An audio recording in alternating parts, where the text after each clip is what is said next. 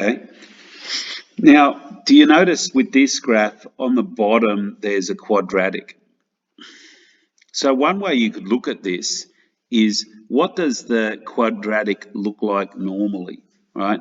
There at 4 and at -2 is where we have our places where the quadratic y equals x minus 4, x plus 2 would cross the x-axis.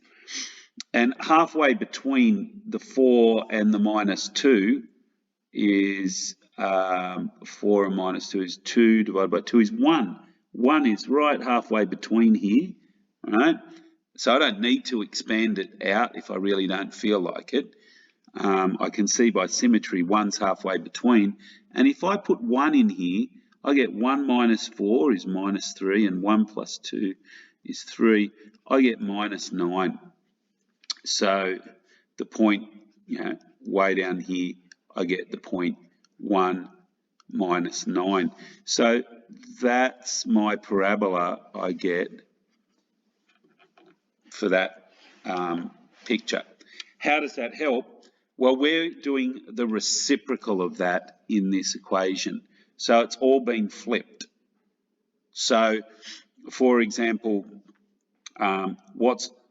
whatever the function value is there, we've got to do 1 over it. So 1 over -9 is way up higher at, -1/9. It's there.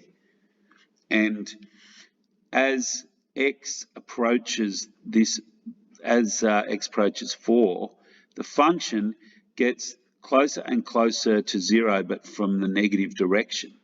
Now, if you do 1 divided by something very small, like when it's up in here, it's 1 divided by negative 0.0000000, right? If you do 1 divided by something, it's actually quite big. So if I can just redraw this quickly down here, we're at -2, there's 1, there's 4, and we were down here. That's the point where -9, and I'm saying way up here somewhere is -1/9, right there, so that can be 1 there. So the quadratic function went like that, but I'm saying then you can easily see that the other function has a point right there, the flip of it, and it gets more and more and more negative, bigger and bigger and bigger in a negative sense. Now, you can't, this function value right here is 0 on the original. Well, you can't divide by 0 when you invert it. So that makes an asymptote there and there. There's asymptotes, right? So you can easily see that function looks like that as you approach 0, and it looks like that there. Now, it never asked you to draw it, but I thought this would be a good exercise because the question does ask about turning points and also asymptotes. Now, asymptotes, it's easy to see that x can't be 4, or it'll make the bottom of the denominator be 0, or x can't be -2. So, sure, there are definitely asymptotes at x equals 4 and x equals -2. So, x equals 4 and x equals -2, but not those ones.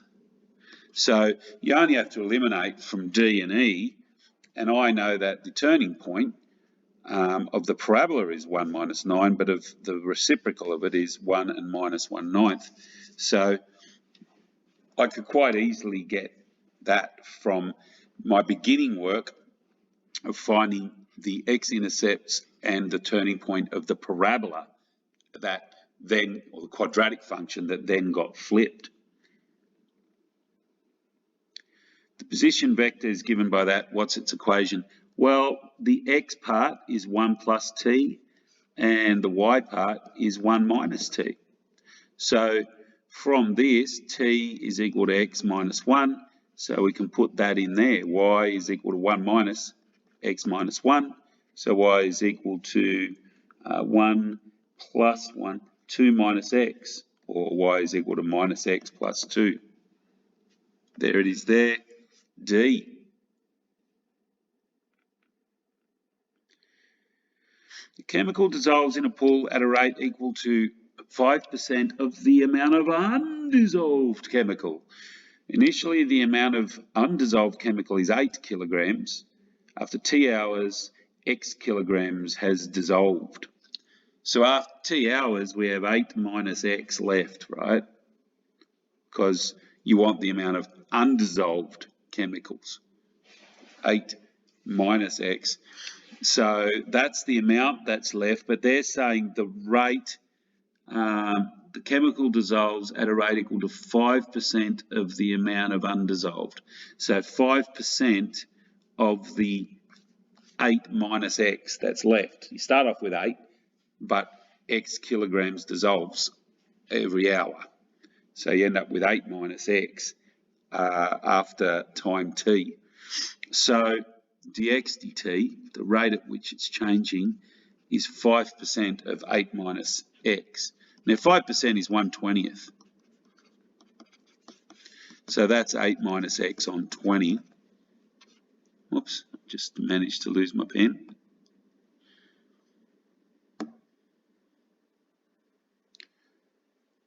So that's 8 minus x on 20, which is B. As long as that's dx dt, they're all dx dt, no tricks.